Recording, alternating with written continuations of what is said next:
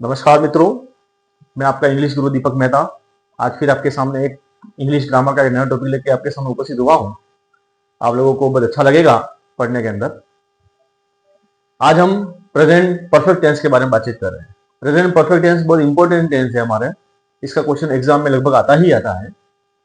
इसकी हिंदी पहचान क्या होती है? यदि हम हिंदी सेंटेंस की बात करते हैं तो हिंदी सेंटेंस में चुका है, चुकी है, चुके हैं, या फिर जो हमारी वर्ब होती क्रिया, उस क्रिया से आ है, ई है, ए है की ध्वनि आती है। साउंड पीछे हमारा आ है, ई है, ए है का आता है। जैसे कि उन्होंने भोजन कर लिया है, हमने पढ़ लिया है, वे दिल्ली गए हैं।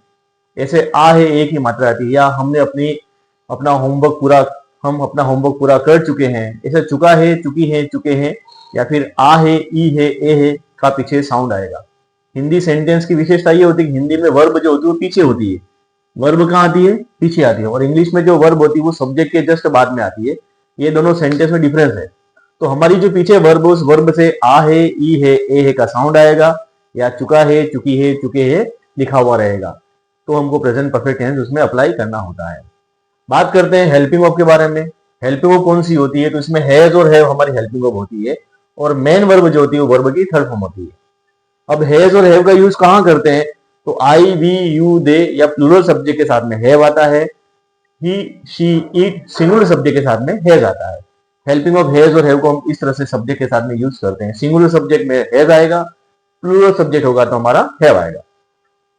इस टेंस को यूज कहां करते हैं? तो इस टेंस के जो यूजेस हैं वो है to describe an action which has recently completed in present. अभी अभी जो काम खत्म हुआ है, रिसेंटली अभी अभी जो काम फिनिश हुआ है, कंप्लीटेड हुआ है, उसको बताने के लिए हम प्रेजेंट परफेक्ट टेंस को यूज करते हैं। जैसे आई हैव ऑलरेडी पेड माई फी, मैंने अपनी फी जमा करवा दी है। तो अभी भी जो करवाई हुई है उस चीज को बताने के लिए प्रेजेंट परफेक्ट टेंस को हम यूज में करते हैं। To describe a past action which shows result effect in present. ऐसा कार्य जो पास्ट में हुआ है, भूतकाल में जो कार्य हुआ है, लेकिन उसका वर्तमान में उसका रिजल्ट दिखाई देता है, वर्तमान में उसका इफेक्ट दिखाई देता है, वर्तमान में उसका इंप्रेशन पड़ रहा है।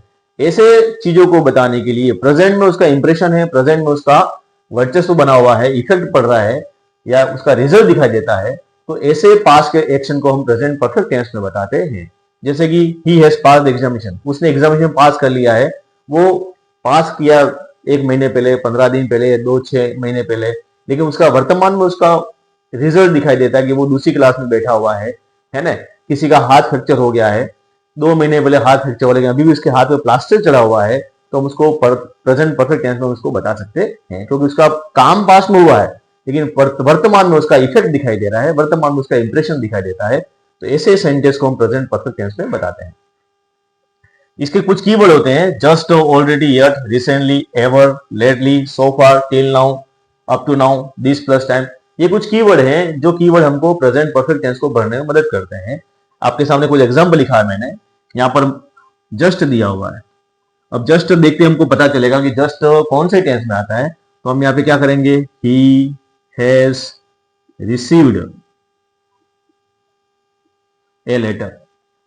ठीक है, यहां पर हमको यट दिया हुआ है। अब यट का जो यूज होता है वो नेगेटिव सेंटेंस में होता है या इंट्रोगेटिव सेंटेंस में होता है। तो you have not got the parcel yet, है ना। यहाँ पे नॉट नहीं दिया है, लेकिन नॉट मैंने अपनी तरफ से लगाया है। क्यों लगाया है? क्योंकि यट जो होता है वो या तो नेगेटिव सेंटेंस में यूज होता है या फिर इंट्रोगेटिव सेंटेंस में यूज होता है। यहाँ पे इंट्रोगेटिव का कुछ दिया हुआ नहीं है, ऐसा हमको क्वेश्चन वाला मार्क कोई दिया हुआ नहीं है, साइन ऑफ इंट्रोगेशन दिया हुआ नहीं है, इसलिए हम इसको नेगेटिव मान के हैव नॉट गॉट हमने लिखा हुआ है। इस तरह से ये प्रेजेंट परफेक्ट टेंस में हमको बहुत बड़ा भरने के लिए काम आएगा। और एग्जाम में हमारे फिल इन द ब्लैंक्स वाले क्वेश्चन ही ज्यादातर आते हैं, तो ऐसे क्वेश्चन में हमको ये बहुत मददगार साबित हो सकती है कीवर्ड। आपको ये मेरा पढ़ाने का तरीका अच्छा लगा हो तो आप मेरे चैनल को आप शेयर करें, कमेंट करें, लाइक करें, और अधिक से अधिक सब्सक्रिप्शन करने में उसको मदद करें, ताकि ये ज्ञान गंगा जो है वो अधिक से अधिक लोगों में प्रभावित हो सके। ऐसा आपसे निवेदन है। मेरे जो नोट्स है उन नोट्स को यदि आपको चाहिए तो आप मेरे को मेरी ईमेल आईडी जो है उस ईमेल आईडी पे आप मेरे को मेल करें, तो आपको मैं पीडीएफ नोट्स आपको मैं दे सकता हूँ। मेरी एक ऐसी बुक्स भी है आपके सामने, ये इंग्लिश ग्रामर के संबंधित में से बुक भी चलती है ना। 10 क्लास के लिए बहुत अच्छी बुक है ये।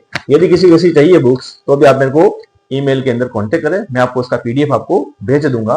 मेरी ईमेल आईडी जो है वो मेरे चैनल के शुरुआत में आपको दिखाई देगी, उसमें आप जाकर के मेरे को मेल कर देना, तो मैं आपको इसकी PDF आपको मेल के द्वारा ही आपको मैं भेज दूंगा, ऐसा आपसे निवेदन है।